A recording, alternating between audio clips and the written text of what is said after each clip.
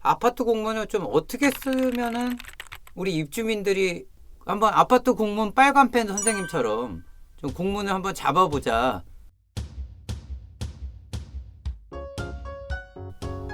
안녕하십니까. 아파트의 가치와 품격을 높여드리는 명품 아파트위원회.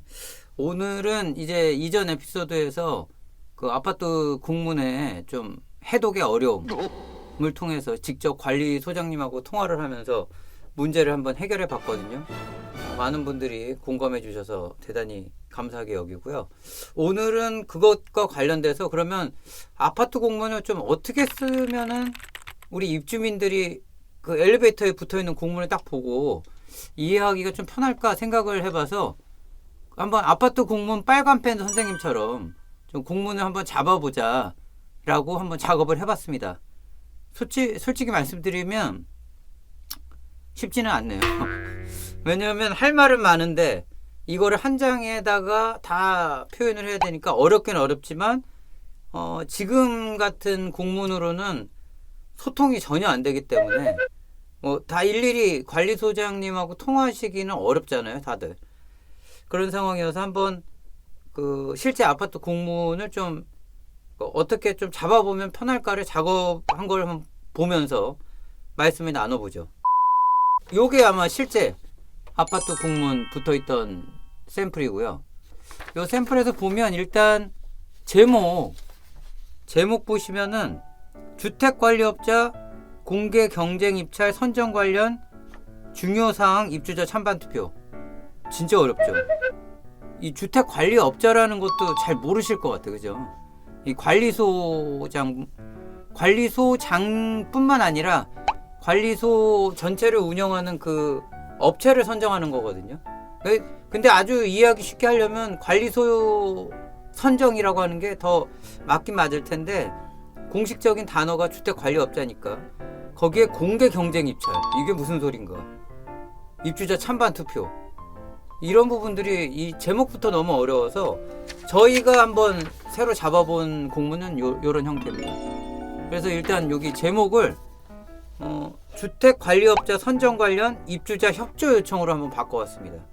찬반 투표까지 아니고 이거는 좀 협조사항이 아닐까. 실질적으로 뒤에도 말씀을 드리겠지만 이걸 반대한다고 투표를 한다 그러면 방법이 없어요. 이게 실제적으로는 관리소를 없이 운영할 수는 없는 거니까 좀 협조를 요청해야 되는 협조 요청 긴급사항 이렇게 한다든지.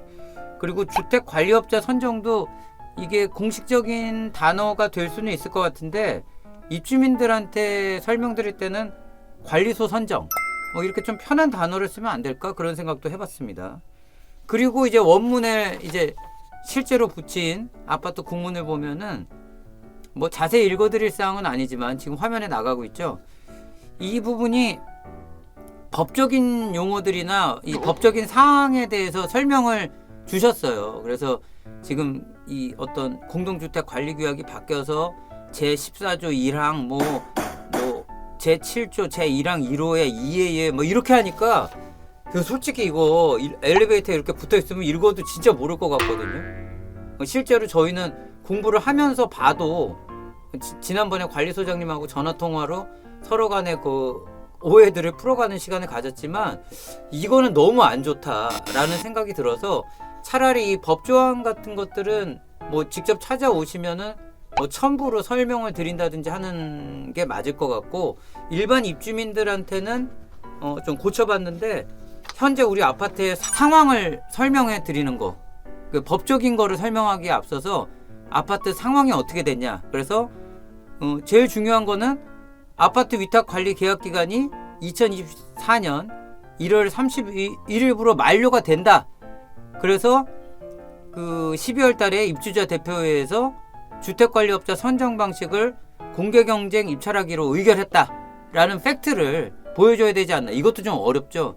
근데 너무 쉽게만 풀었으면은 또 이게 본질이 좀 벗어날 것 같기도 해서 일단 최대한 좀 말랑말랑하게 쓴다고 한번 써봤는데 이 정도는 써줘야 되지 않을까. 그러니까 입주자 대표회의에서 주택관리업자를 선정하기로 했는데 그걸 공개 경쟁 입찰하기로 했다. 그래서 이에 선거관리위원회가 해당 입주자 대표회의 이의 그 의결에 대한 입주민의 동의를 구하는 지금 과정에 있다. 이게 근데 왜 이렇게 됐냐면 그 관리소장님하고 전화상으로 해서 확인이 됐지만 공동주택 관리구역이 개정된 거거든요. 그래서 개정된 공동주택관리법상에 관련되어서 입주민 과반수의 동의를 얻지 못하면 아파트 관리사무소 업무를 진행하지 못하는 사항이다. 그러니까 이 관리소 이거는 좀 이렇게 빨갛게 써도 될 것 같아요. 중요 사항이니까. 그래서 공동주택관리법 이 제7조 및 동법 시행령 제5조 이런 법적인 거는 그냥 그 별첨으로 붙여놨습니다.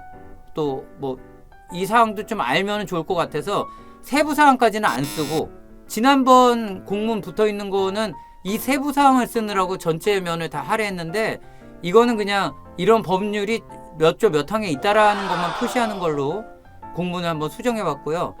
원활한 업무 진행이 될 수 있도록 입주민들의 적극적인 참여를 부탁드린다 라고 하고 입주자 대표회에서 의결된 내용은 아래에다가 이렇게 기재를 해놨어요. 그래서 입찰 방법이나 입찰 방법 그리고 낙찰 방법 뭐 제한 경쟁 입찰하는 이제 세부적인 사항들. 근데 이것도 뭐 읽어도 좀 이해하기는 좀 어렵지만 그래도 입주자 대표회에서 의결된 내용이 뭐라는 거는 설명을 드려야 될 것 같고 그리고 이 의견 수령 기간이 언제부터 언제까지다라는 거는 표시를 해줘야 되니까 2013년 12월 29일에서 24년 1월 8일까지 이 의견을 모으겠다. 그리고 맨 마지막에 이전에 그 공문을 보면은 찬성 반대라고 이렇게 표시를 해주셨거든요. 찬성 반대.